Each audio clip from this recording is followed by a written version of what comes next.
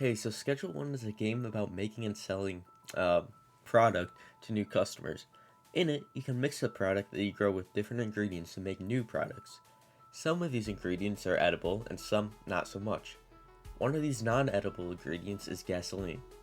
After seeing this, I decided to try to sell a customer almost pure gasoline to consume. Here's how I did it. After making my beautiful character, I instantly started collecting and packaging some product that I already had in my RV. I would have to level up a ton in order to unlock gasoline, so I figured it would be best to start right away. After collecting some money that my uncle left me around town, I returned to the RV to find out that someone exploded it. This meant I had to start again from scratch. I bought a motel room and some supplies, to set up a grow tent in that room. Since the seed from a product is illegal, I had to secretly order a dead drop in order to start growing. While I waited, I purchased a cheap skateboard to get around town faster. Then I collected the seeds, planted one of them, and slept through the night until the seed was fully grown. I then packaged it up and sold some of my very first product, after making sure I hiked up the price, of course. I continued the process of growing, packaging, and selling product to save up enough money to buy a bigger room so I could expand my operation. Along the way, I met Geraldine, who would prove to be my #1 customer, constantly buying very large quantities of product at the same time. After saving up $800, I bought a new room on top of this Chinese restaurant in order to expand my operation. After buying the new place, I moved all my equipment into it. I tried to talk to my uncle on the phone, but a cop did a random body search on me. Since I was unprepared, I failed to conceal my product and started being chased by cops. While hiding from the cops, I stopped paying attention and accidentally let myself be cuffed, losing all of my product. Luckily, I still had some supplies to make more product, so not all hope was lost. After doing a little bit of gambling, I unlocked a new type of product, which I promptly bought some of and started growing. I also unlocked my favorite customer, Peter File, who also often buys large quantities of product.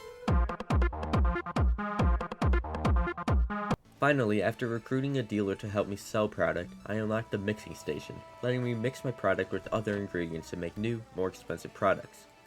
However, I still had a long ways to go before unlocking gasoline.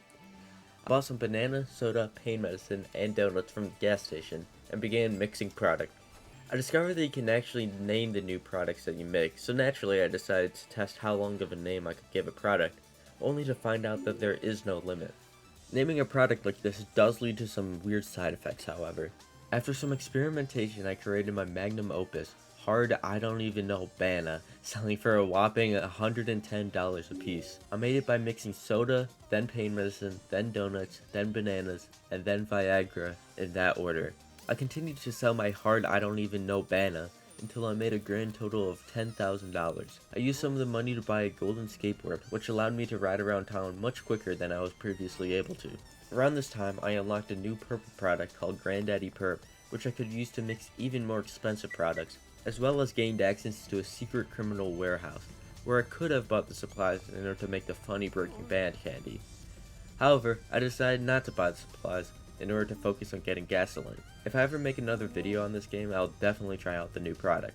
However, the warehouse also gave me something much more important: early access to gasoline. I bought 20 gasoline, then bought a new, bigger base in order to start using the gasoline in recipes. However, before mixing the gasoline, I decided to make one more type of product, since I figured that the gasoline product wouldn't sell for very much money.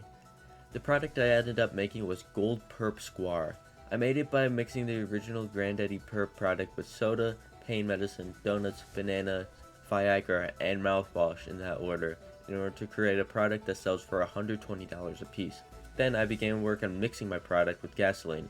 First, I mixed my original purple product with gasoline to create a new product, pure gasoline. After testing the product for myself and predictably throwing it up, I continued mixing more products. I mixed Gold Perp Square with gasoline to create pure gold gasoline. Finally, I mixed the pure gasoline with even more gasoline.